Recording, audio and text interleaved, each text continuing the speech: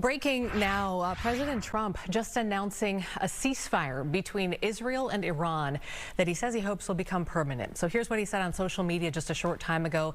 It has been fully agreed by and between Israel and Iran that there will be a complete and total ceasefire in approximately 6 hours from now, when Israel and Iran have wound down and completed their in-progress final missions for 12 hours, at which point the war will be considered ended. That is what he wrote on social media. Let's check in now with Fox's Caroline Elliott, who has been covering this for us today. Actually, you know what? Let me give you a little bit of context here, a little bit of background. It was this afternoon around noon our time when we saw Iran launch a retaliatory strike against a U.S. airbase in Qatar. The base had been evacuated, air defense systems were activated, and there were no reports of any injuries or significant damage.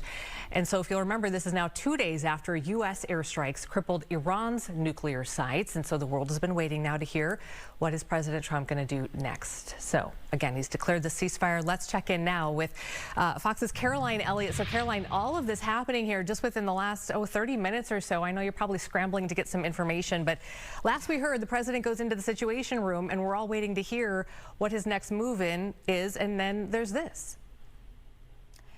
Yeah, Amy, right now we're still checking in with law enforcement sources, but we have to imagine that this ceasefire deal is certainly a step in the right direction, but again, doesn't take away from these serious warnings from the DHS in the last 2 days. We know that officials in New York, LA, DC, and Miami are all, again, tracing this situation closely in Iran and increasing security at religious sites across the cities right now. We're hearing from NYPD that, again, looking at the situation on the ground in Iran closely and placing additional resources outside some of those religious sites or soft targets like churches and synagogues that could be vulnerable to an attack. Amy. Yeah, because we talk about the sleeper cells and that sort of attack. Also, obviously, the troops overseas. There are a couple of different places here where there's a lot of concern by Americans about safety, even though it looks as though things, according to President Trump, have moved in a positive direction. To his point, you know, will this stick?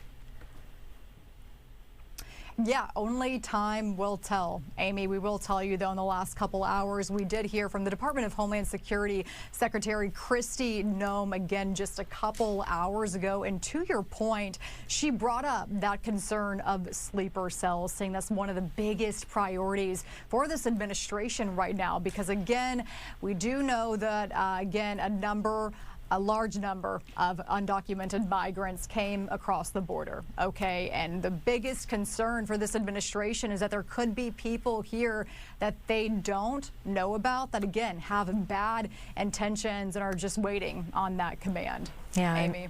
And we know that, you know, Americans are divided on this. Lawmakers have been divided on whether or not it was the right move to attack Iran. Do we expect, you know, protests, things like that to happen in the coming days?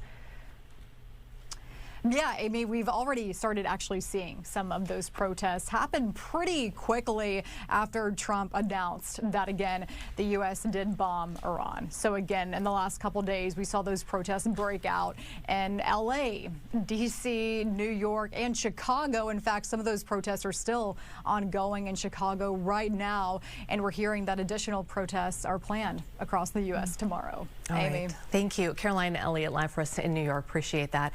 And tomorrow, President Trump and other NATO leaders are gathering for a summit at The Hague. The situation with Iran expected to dominate that summit, along with questions over Ukraine's place at that meeting as well.